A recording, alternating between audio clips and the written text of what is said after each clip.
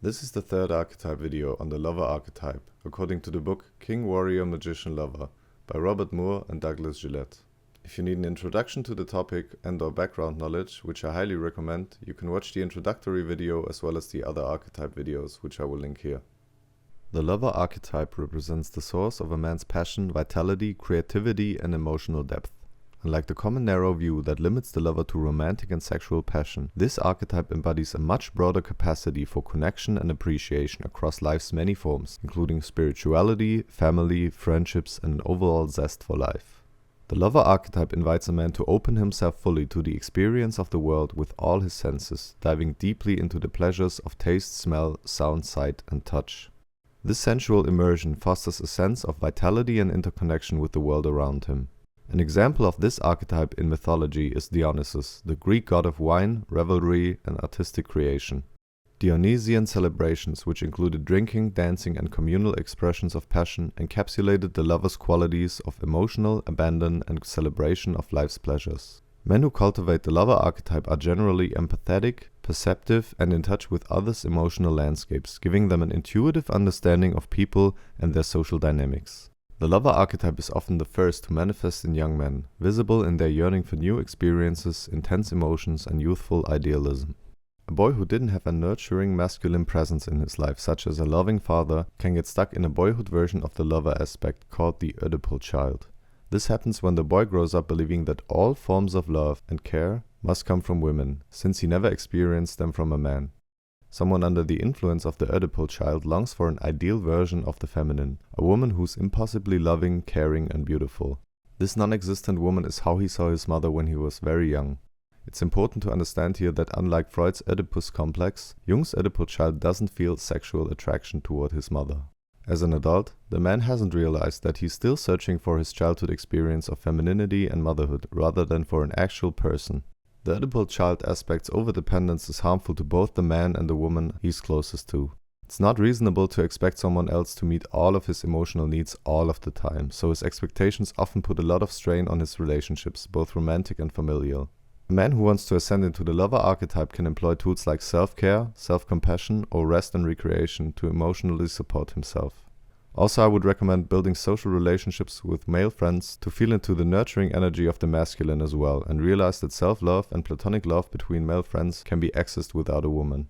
The lover archetype's boundless energy drives a man's spirituality, creativity, and a quest for meaning, which is why it is often linked to the arts, inspiration, and the metaphysical. When channeled properly, it brings a zest for life, a thirst for experiences, and a deep sense of fulfillment.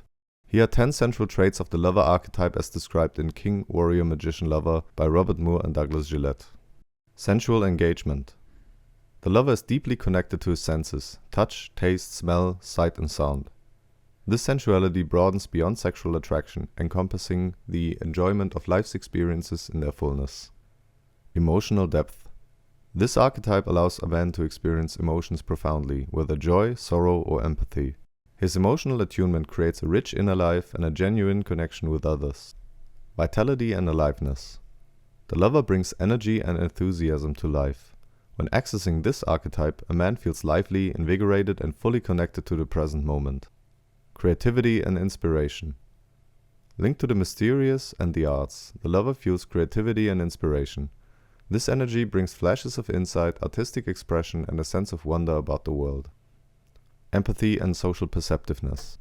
The lover can read social cues and understand others' emotions, making him attuned to the needs and feelings of those around him. This perceptiveness fosters social harmony and connection.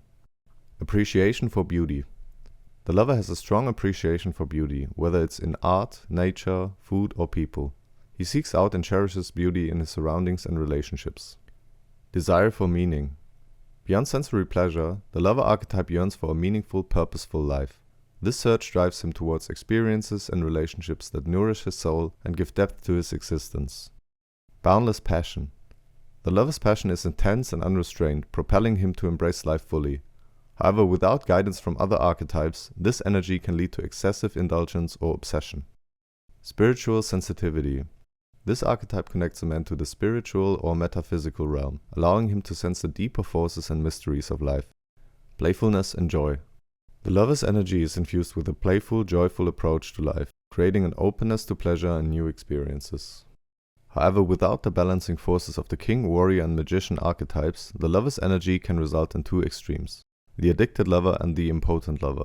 The addicted lover lacks boundaries, perpetually seeking the next thrill, lover, or possession, only to feel persistently unsatisfied. He often falls hard and fast in romantic relationships or obsesses over new ideas and projects but fails to follow through on them.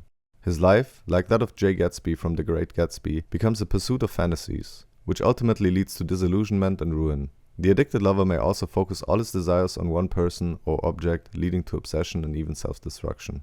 The impotent lover, in contrast, is emotionally repressed, unable to experience pleasure or passion in life. He lives in a grey world devoid of vitality or interest in relationships and life's sensual joys. This shadow can arise from an overly disciplined, rigid approach to life that denies the lover's natural desires and outlets. Such repression can later manifest in destructive ways, like addiction to pornography or other compulsive behaviors. Without a constructive channel, the pent-up energy of the impotent lover can eventually overwhelm a man's psyche and life.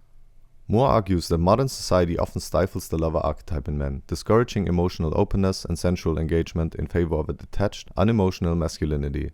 Yet this emotional detachment limits a man's ability to access his fullest potential, as passion and emotional engagement are crucial drivers of accomplishment, as well as fulfillment. To cultivate the lover archetype, Moore suggests men should learn to fully appreciate the small pleasures in life, practicing moderation and mindfulness to break the cycle of always seeking the next high. For instance, creating rituals around simple pleasures, like savoring a cup of coffee or tea or enjoying the scent after a rain shower, can bring depth and fulfillment to daily experiences.